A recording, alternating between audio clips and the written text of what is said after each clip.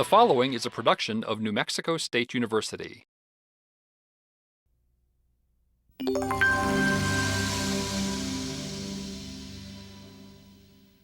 Chili is flavor, chili is fun, chili is exciting, chili is versatile, chili is an aphrodisiac. This is second nature. As soon as you're born, and you're a baby, you're eating hot sauce. Chili is better than... it could be better than sex. It was so incredibly hot.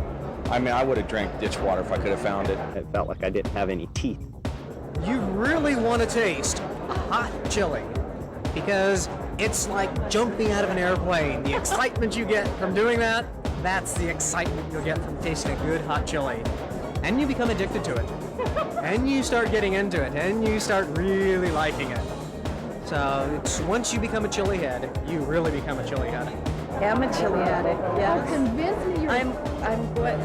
There are times that I go through withdrawal. If I go through more than a week without chilies, I'm very sad, I'm very depressed, I'm very boring. But with chili, it gives drama to my life. It gives effervescence and excitement. Good stuff. What's with these people? It sounds like they're part of some drug cult, but actually they're just enthusiastic about their favorite food, chili peppers. Hi, I'm Dave DeWitt, here in historic Santa Fe, New Mexico, and your host for Heat Up Your Life, the definitive documentary that explores the weird, wonderful relationship between human beings and the hot and wild. You see, people have been infatuated with chili peppers for thousands of years, and this strange but powerful entanglement has changed the course of human history. And as you'll see, this madness still continues today. So prepare your palate and get ready to heat up your life.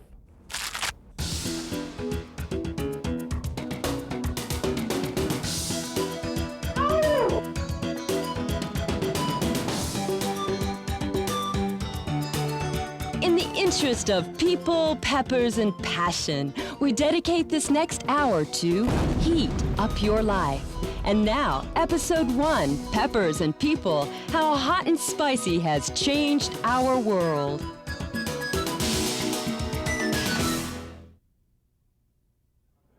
Every year since 1988, the National Fiery Food Show is held in Albuquerque, New Mexico. It's a show that proves beyond any doubt that people all over the world have gone berserk over chili peppers and hot and spicy foods. About 12,000 chili heads, those avid fanatics of hot and spicy, visit more than 260 booths at the Albuquerque Convention Center. But what exactly are these bizarre connoisseurs looking for? This is a convocation of pepperheads like happens nowhere else on the planet that I know, and there's free samples. Need some pickled chilies? How about some habanero pecan brittle? Y'all like to try some? It's really good. Or green chili pistachios? Like to try some raw garlic cloves with red chili? Or the crazy insanity sauce? With me is a gentleman named Dave Hirschkoff, and he's in a straitjacket. And why on earth would you wear a straitjacket to the Fiery Food Show? Well, because we make insanity sauce. Oh, what is insanity sauce exactly? Well, it's what we claim to be the hottest sauce in the universe, and is the only sauce ever banned from this show. I know, because I banned the sauce from this show, at least the tasting of it. So you were the pioneer in developing the super hot sauce category in Fiery Foods. Tell us how you came up with the idea, and then tell us why. Well, I used to own a restaurant in Maryland, and we got a lot of drunks in the restaurant. So I used hot sauces to just get the drunks out. Why would people consume these super hot sauces? You know, after all these years, I'm still not sure, but, you know, there's the macho appeal. How hot can you eat it? There's the drug appeal of it, sort of an endorphin and enkephalin sort of rush. And there's just sort of some people like to just do something strange. And one of the stranger things that chili heads do is collect as many bottles of hot sauce as they can. Behind my friend Chip Hearn here is about 50 different hot sauces, which represents about 1/100th of his entire hot sauce collection. Tell us, Chip, about your sauce collection. We try to have as many different sauces as we can at any time to taste and to sell and to collect, but I have 5,500 different sauces in the collection. How did you collect these sauces? Started out just by our travels. We travel a lot, not as much as you, but we travel a lot and bring back hot sauces to the collection. We still do a lot of traveling through South America, Central America, and the Caribbean, but now it's become a concept where people are sending us sauces. And where is this collection housed? Dewey Beach, Delaware. We have a restaurant called the Starboard Restaurant in Dewey Beach, and we have all the sauces lined up behind plexiglass in the restaurant itself, in the dining rooms. That's to prevent people from walking off with the sauces, right? Yes. The obsession with hot and spicy products is not just limited to the United States. At the Fiery Food Show, manufacturers show up from all over the world, including Panama, where habanero sauces such as Congo sauce are very popular. Interestingly, an identically named sauce showed up from Trinidad and Tobago. Indian products such as curry sauces are represented by the colorful Chef Shake. Taste it and enjoy it. Asia was well represented at the show, with exhibitors coming all the way from China. Back home in China, the mass of the people believe that this kind of pepper sauce really increased your appetite, and also they believe that this can help you to reduce body fat because it increases the blood circulation, and that gives you more energy. And the other things, I don't know whether I should say it or not, they even claim and they believe that they somehow increase the sexual activity. Even the region of Tibet is represented at the show. Each of our sauces are infused with Tibetan herbal wisdom, and what we say is our trademark slogan is liberate your senses, and that's what it does. Our latest sauce is called the Tibetan Dead Hot Sauce, and it comes with the Tibetan Book of the Dead, and it retails for about $10. One thing you'll learn from the Fiery Food Show is that everyone has very strong opinions about their products. We won first place last year at Best Pepper Sausage Show, and we were going to win again, and we were going to be another Tabasco sauce. Trinidad pepper sauce is going to be all over the world. It's in Saudi Arabia right now. It's going to England. It's going to Japan. It's going everywhere. And we one day are going to be very, very wealthy with this product because it is the finest pepper sauce in the world, made with the habanero pepper, and that's what makes it so unique. Besides the thyme, the basil, ginger, garlic, sweet pepper, onion, celery, and the habanero pepper again. And what conclusions are reached at the Fiery Food Show? You get the opportunity to be part of a cult. I mean, it's like a following. There's people that like all sorts of things, but this is a safe cult. You don't kill anybody, except yourself. Eating chili's better than eating nearly anything else there is to eat. It almost makes you want to sing. Eat me in the morning, eat me in the evening, eat me at supper time. Eat me on eggs, potatoes, meat, or snacks. You can eat me anytime. To know me is to eat me, the all-natural food that bites back. What? Or perhaps a better question is, who's responsible for all this chili madness? To answer that question, we're going to have to take a journey far back in time.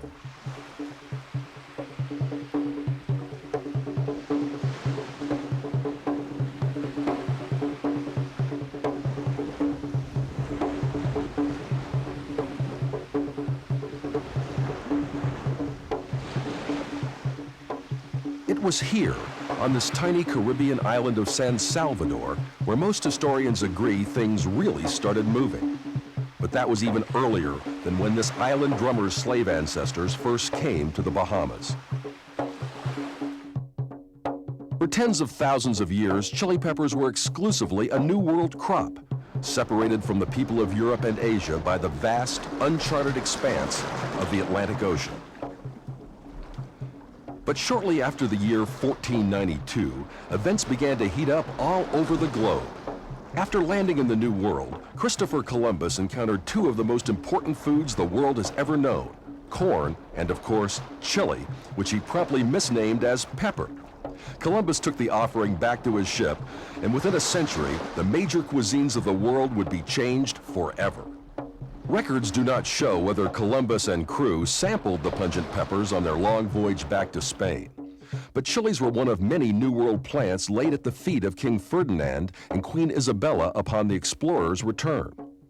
After 1493, West Indies chili seeds were made available to the Spanish, where they were carefully grown in monastery gardens. Monks and amateur gardeners cultivated the plants and later provided seed to other collectors in Europe. It was soon apparent how this hot culinary upstart would be accepted by the rest of the continent. Peter Martyr, a cleric in the Spanish court at Barcelona, wrote, "It is called caribe, meaning sharp and strong, and when it is used, there is no need of black pepper."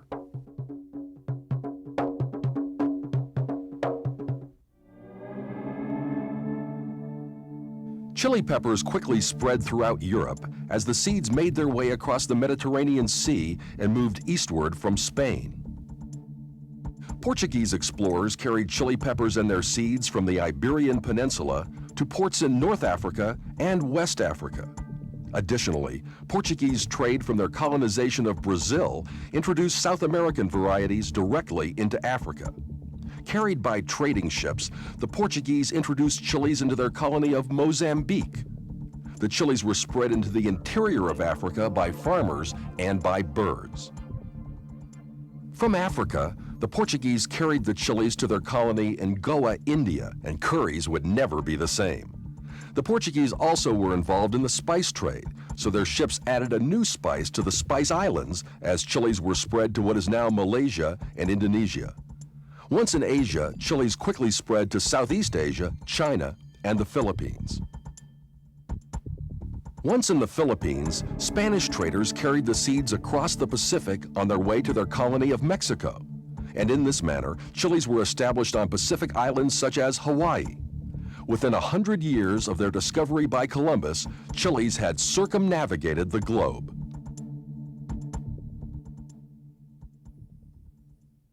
And what was the legacy of Columbus? Chili botanist Dr. Hardy Eshba. If we take a look at chili peppers or capsicum on a global basis, what we find is this now has become the primary hot spice everywhere in the world, although all peppers originally came from the New World. And everything we see in the Old World has occurred since 1492. It is a dominant crop in many parts of the world: Thailand, India, Tanzania in Africa, and some of the Pacific Islands. And it has shaped and changed dietary approaches of these peoples. Although we don't think of the food of the Middle East as being particularly fiery, chilies abound in the markets, like this one in As-Salt, Jordan. India has become the world's largest producer of chili peppers, and the demand for chilies to feed its huge population has created gigantic markets devoted solely to chilies, like this one in Guntur, the chili capital of India. And we cannot imagine the cuisines of Southeast Asia without the pungency of chili peppers, which are grown in every country and are commonly available, like in this floating market outside of Bangkok, Thailand. Meanwhile, in Mexico and the rest of Latin America, chilies were often more than just a food. We spoke with chili expert Dr. Janet Long Solis in Mexico City. Another use of chili peppers was as a defensive weapon. And a burning fire of dried chili peppers is really a very acrid smell. And they would use it in small villages to prevent attacks from enemies. Peppers also had medicinal uses, mostly to treat infections, throat infections, teeth infections, cough, and pain. It was also used as a pain reliever.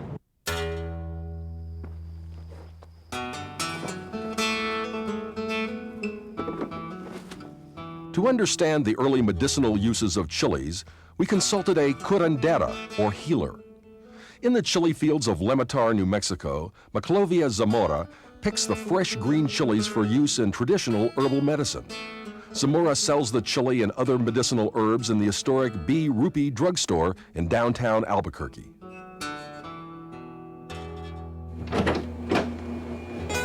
My heavens. We're in the back room of the Rupee drugstore. Look at all these old drugs and chemicals and everything. Maclovia, how long has this been here? The turn of the century. We started with herbs, and then we went to medicines that are bottled and encapsulated, and now we're reverting back to the herbs. A natural progression, I'd say. And look at the chilies. My heavens, you've got New Mexico. Wonderful. Yes, New Mexico red chilies and some habaneros and some chili piquins. So you use this room to dry the herbs and chilies, I assume. Yes, we do, because it's cool and it's dark. You almost have a museum back here. Yes, we would like to do that. Turn it into a museum one of these days. But in the day-to-day operation of B. Rupee drugstore, the role of chilies is paramount in herbal medicine. They are used as a catalyst for everything. You can add chili to everything that you are taking. That would be food, it would be remedies of some kind, any remedy. You have your choke cherry, cough medicines, and you can add chili to that. You can add chilies to eucalyptus, that's also cough medicine. Chilies can be used for poultices. It can be used for salves and liniments. This is why you get a burning sensation whenever you apply a liniment. How would you mix something up to use chilies to relieve, say, arthritis pain? For arthritis pain, okay. Now, long ago, they used to use lard a lot. From your chicharrones, they'd make chicharrones. They would save the lard.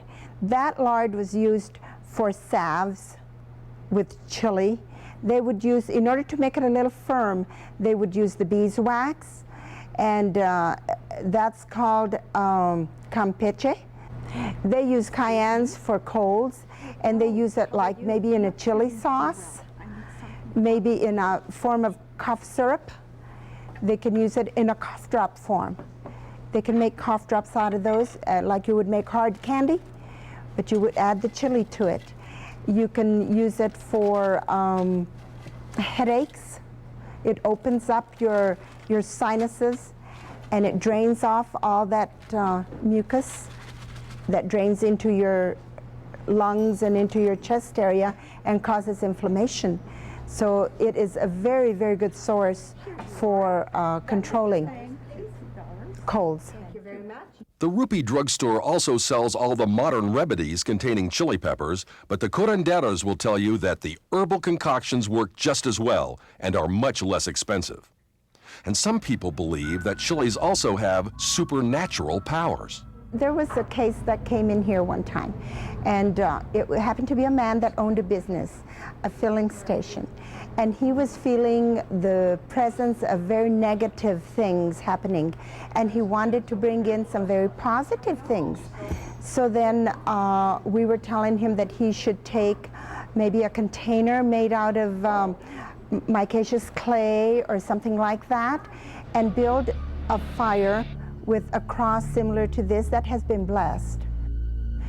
And to take chilies or chili powder and set that on there and then burn these items until they're absolutely turned into ashes. And to go around the place with this and just cleanse the whole area around the filling station or his business that he had. And to do it at midnight, always at midnight, full moon if possible. When all the items in the container finish burning and turn into ash, then you must take these items and throw them in the river so that they can flow away with the current, and all the negativity flows away with it. My ears are tingling and...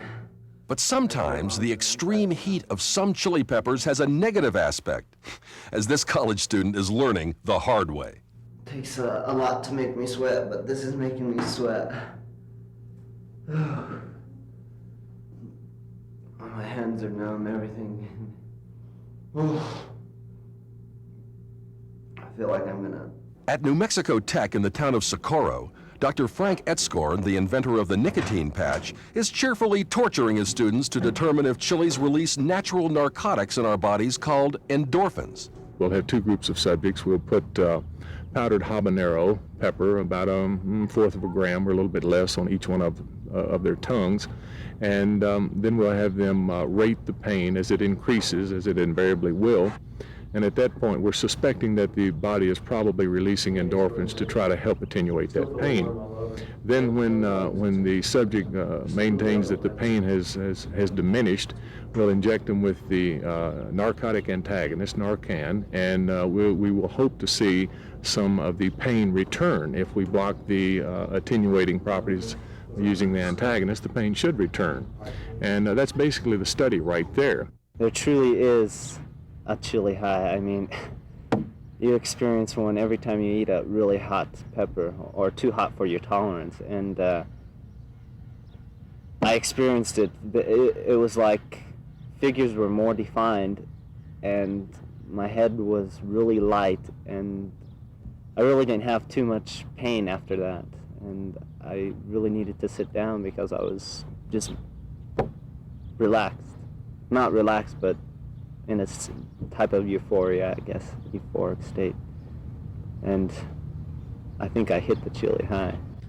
Well, the pain involved with chili comes from more than likely capsaicin. It's a very potent drug. It's a neurotoxin, certainly not neurotoxic levels at what we consume in our food products.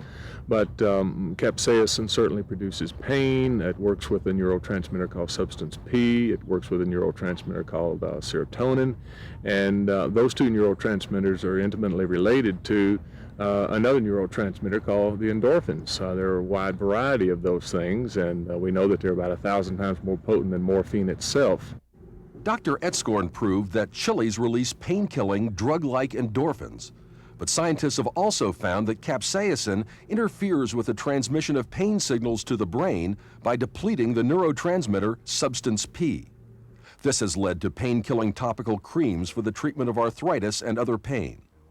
But in addition to medicine, modern science has other interests in chili peppers.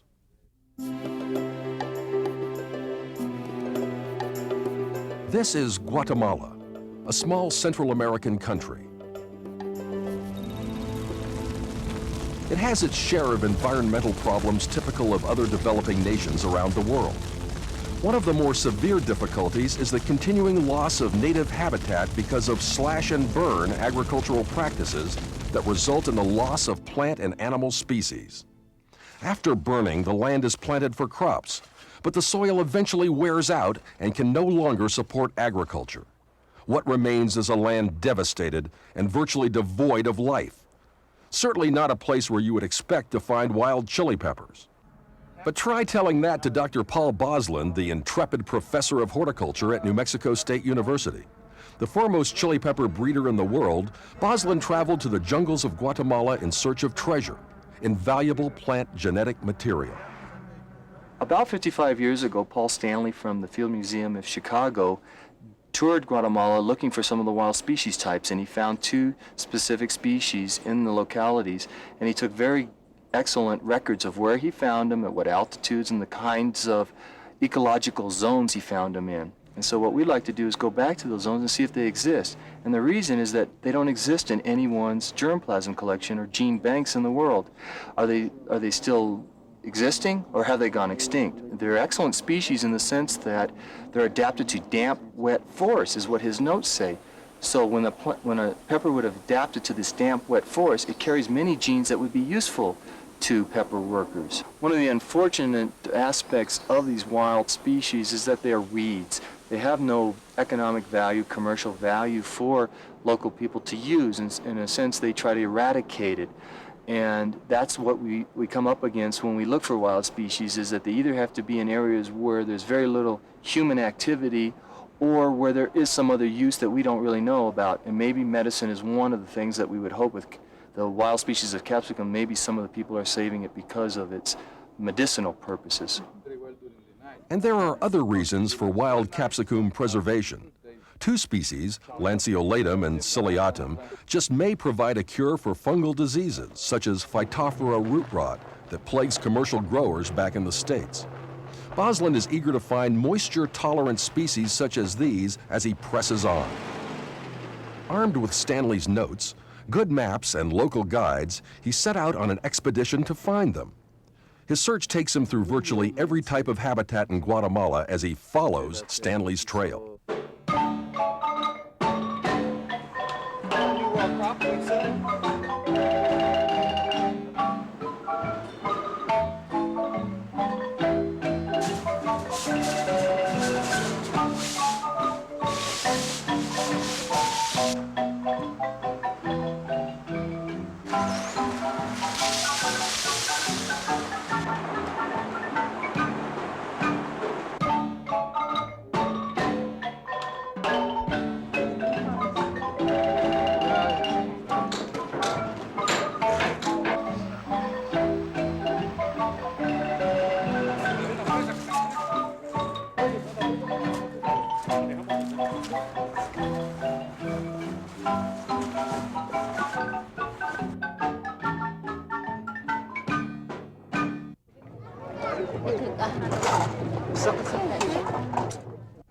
On a hunch, Boslin decides to search local village markets near Stanley's old trail. He's betting that someone may be harvesting wild chilies, much like they do in Sonora, Mexico. He finds many different varieties of chilies, including semi-wild Pekins, fresh cayennes, and even the fresh Canario chilies, the pubescent species with their unique black seeds. But what was the result of his search for the wild species? Well, it's been a very disappointing trip in a sense for me, not being able to find these species. It appears that they are probably truly extinct in those regions, since they grow in a very narrow belt or region, only about from 1,000 meters to 2,000 meters in those localities. And in that area, it's intense farming now. So the likelihood of finding those species is slight or non-existent. What it means to us is that these species are extinct, their use, their valuable genetic resource is gone forever. Doesn't matter how much money you have, you can't bring the species back. And so it's a loss not only for us, but for future generations. But the Guatemala story doesn't end here. Boslin left the camera crew for one more attempt to find the wild species. A few years later, we spoke to him in his greenhouse at New Mexico State University. So, Paul, you took off from the tape crew and sort of went on your own to try to find lanceolatum, I guess, and apparently you did. Yeah, most of the places where it had been reported in the past was extinct. We couldn't find it. But there's a preserve in Guatemala set aside for the quetzal bird. That's our national bird, isn't it? Yes, it is. And so in that preserve were a couple of populations of this wild plant that looked like Capsicum lanceolatum growing there. And, you know, bringing it home and looking at closer examination of it, it was. So were you able to get seed from this lanceolatum? Yes, we've been able to get a very nice seed increase, and we'll be putting this into the USDA germplasm collection so other researchers can use this plant in their studies. You know, the wild plant here really has no use for a grower or gardener at this point, but in the future, who knows what genes this thing may have for us. What about the outlook for the extinction of this species? It's very high, I guess you could say. It's extreme. Capsicum likes to grow where lots of people like to live and where other crops grow, and so it appears that it's becoming extinct. A lot of the species are, the one on the Galapagos Islands can no longer be found. We had a difficult time finding this one. One of the species rare that nobody even has a living source of in Peru is not known anymore. So it's very dangerous. They like to grow in the rainforest, and as we all know, the rainforests are being depleted quite rapidly. Well, if the birds eat the pods and pass through the seeds, how come this plant won't establish itself from the Quetzal Preserve into the rest of Central America? Excellent question, because it appears that the Quetzal is very, very sensitive to human encroachment. And so anytime humans encroach into their territory, they leave, they move to a new area. They don't come back to the farming areas and so forth. Exactly, and so all wild chilies do have a bird association. We don't know if the quetzal and the lanceolatum have that association, but there is some bird that is dispersing the seed, and it appears that it moves with as the forest is being cut down and never comes back. But not all wild chilies have fared as badly as the ones in Guatemala. The goal of preserving at least one wild chili species, the Arizona chiltepin, has been accomplished thanks to the efforts of Native Seeds Search, a Tucson organization devoted to conservation and seed saving. We spoke with chili expert Kevin Dahl at the Chiltepin Reserve near Tumacacori. In every little canyon around here, different populations of these wild chilies have different genetic characteristics. Some of them may have developed characteristics that will be important as a tool to breed healthier, stronger, more resistant commercial chilies. They might be resistant to certain diseases, funguses, pests, and provide a palette of genetic material that plant breeders can work with. This is the wild chiltepin plant here in the Wild Chili Reserve. We're preserving it in site. Now, of course, we've also collected seeds and have it in our seed bank and their frozen high-tech storage. But preserving the population intact where it's been growing for centuries gives us both a better protection that it will be preserved, but also a lot more information about how it interacts with the plants and animals around it. In the Sierra Madre Mountains of the Mexican state of Sonora, south of the reserve, wild chiltepins are one of the few crops in the world that are harvested in the wild. After drying, they are imported into the United States and are packaged in 1/4 ounce bags selling for more than $1, making them the second most costly spice in the world after saffron. Sadly, because of economic pressures and cattle ranching, they are endangered in Mexico. This wild chili reserve is just one small step in what needs to be done to preserve genetic diversity. There are groups and organizations working to come up with an international strategy to preserve the most important areas right away. The wild chili peppers first appeared hundreds of thousands of years ago in the Americas. Dr. Janet Long Solis explains. Botanists tell us that the family of chilies had its origin in South America, and more or less in the Andean area. And there are a wide variety of peppers, but there are only 5 domesticated species and between 20 and 30 wild or spontaneous species.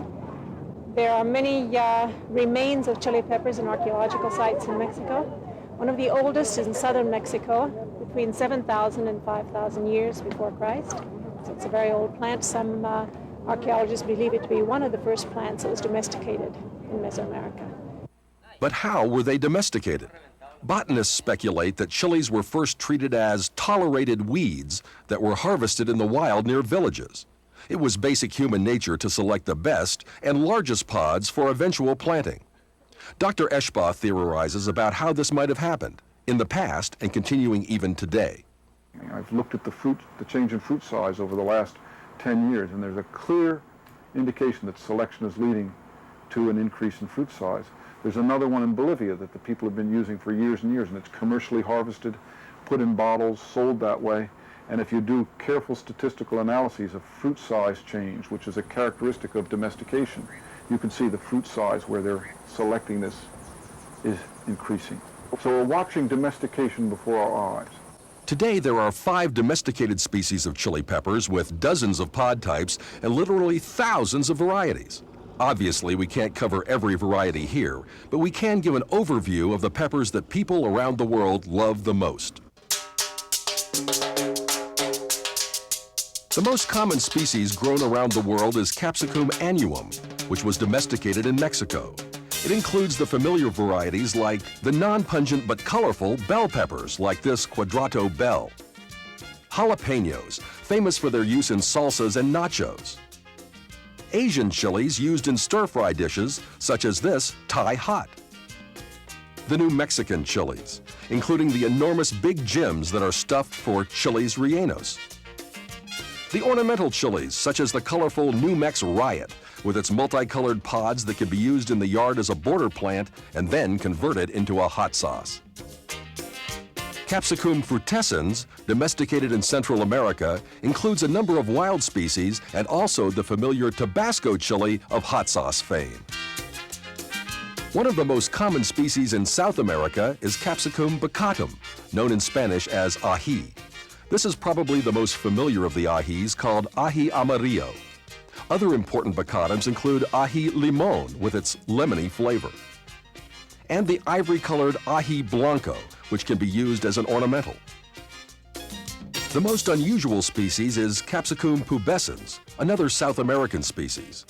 It was probably the earliest domesticated species since its wild ancestor has never been discovered. It occurs in South America as this red rocoto, and in Mexico and Central America as the yellow canario or canary pepper. The 2 distinguishing characteristics of the pubescens species are its beautiful purple flowers and its seeds. It is the only chili pepper in the world with black seeds. Last, but certainly not least, is Capsicum chinense, the species that includes the world's hottest chili peppers that were domesticated in the Amazon basin of South America. Commonly, they are known as habaneros, like these familiar orange habaneros from the Yucatan Peninsula of Mexico. But actually, there are hundreds of varieties in South America and the Caribbean, like this ripening red Congo pepper from Trinidad. And the internationally famous Scotch bonnet chili, which we filmed on location growing in a kitchen garden in Jamaica.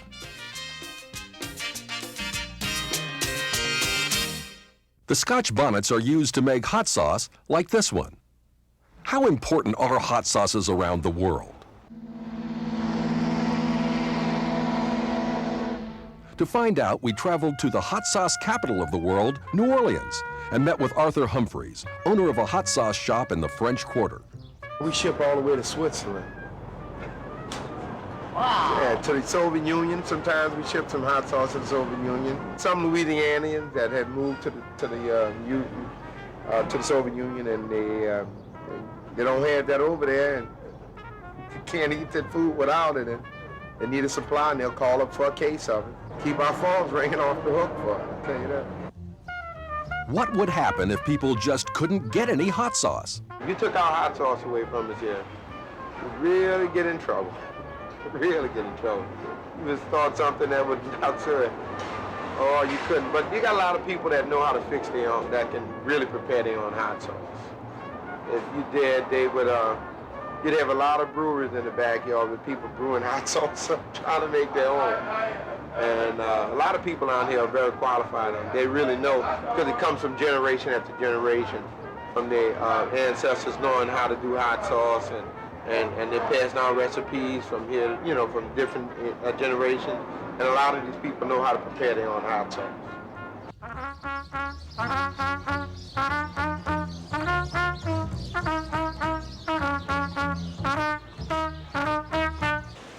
Fortunately, with more than 10,000 different hot sauces manufactured around the globe, they aren't going to disappear anytime soon. Our planet is still safe. Our jellies are $4. But with peppers and people, you need to understand that it's a world of extremes. Like huge crowds of fanatic chili heads, the hottest sauce, the biggest collection of sauces, and the world's largest enchilada. We took a journey to Enchilada Land, also known as Las Cruces, New Mexico, for the whole enchilada fiesta, where the organizers construct the world's biggest stacked enchilada. We asked the enchilada maestro, Robert Estrada, just how big his enchilada is. Well, it was last year, it was 10 feet, 8 inches in diameter. And how many people does that serve? We serve 4,800. Making a tortilla that gigantic takes specialized equipment that was designed by Estrada, including a hydraulic tortilla press constructed out of a tow truck. Here the workers spray the press so the masa dough won't stick to its surface. Estrada explains the procedure. First thing we do, we press first tortilla.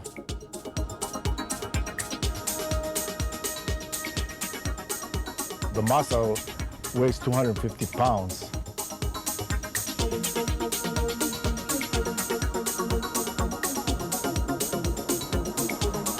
And then we press the first tortilla.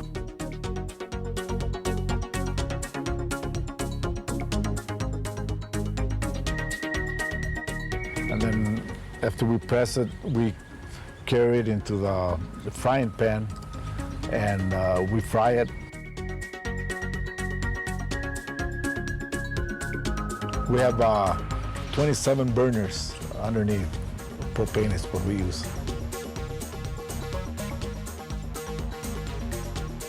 And then after we fry it, we pull it out, we take it into, on top of a serving plate.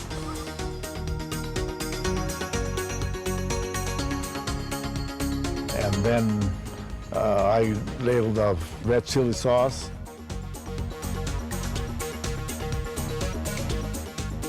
We use 75 gallons of red chili sauce.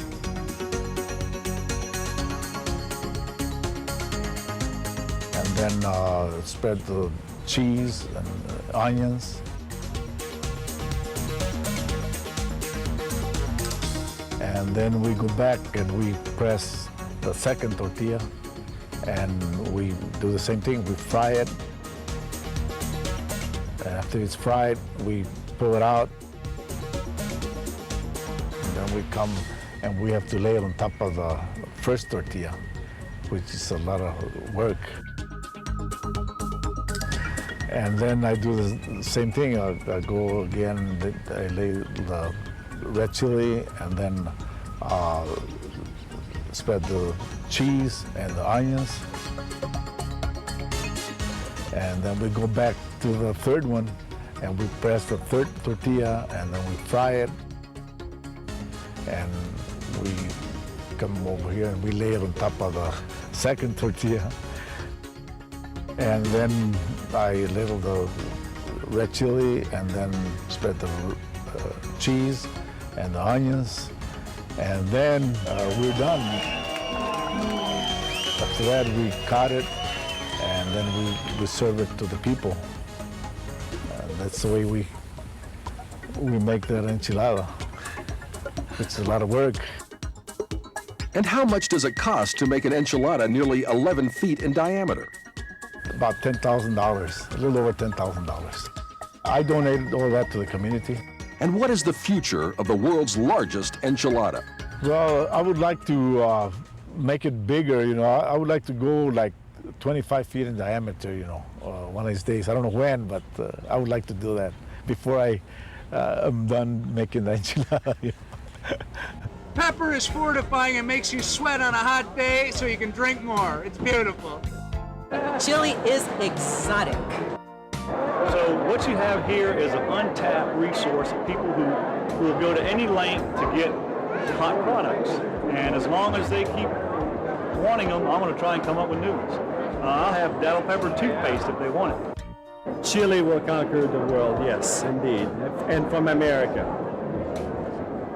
Across the Atlantic, instead of coming the other way around, yes. If you remember summer day when it's going to be really bright, and you wake up just as the sun is rising, and it comes up, and suddenly the light bursts through, and you hear the birds singing, there's light everywhere, and you see nature around you. That's the bite of a good pepper. Hot sauce is so important to the people in Louisiana. It's like, you know, like water. You know, you need it. You just can't do without it. Chili is the essence of life as far as I'm concerned. Be it with con carne or be it with con queso or whatever. It's just, I don't know, it's just kind of a spirit. It makes people alive. And now you know why these people are called chili heads. I hope you've enjoyed Peppers and People, the first episode of Heat Up Your Life.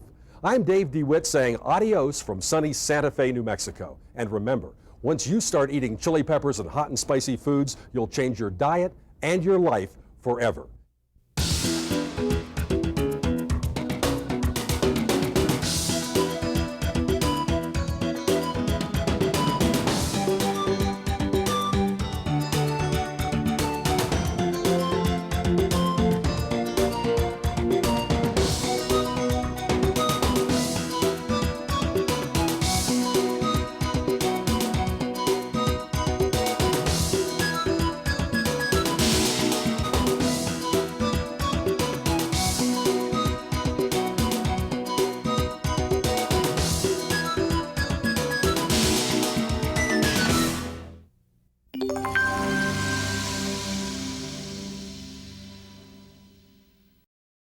The preceding was a production of New Mexico State University. The views and opinions in this program are those of the author and do not necessarily represent the views and opinions of the NMSU Board of Regents.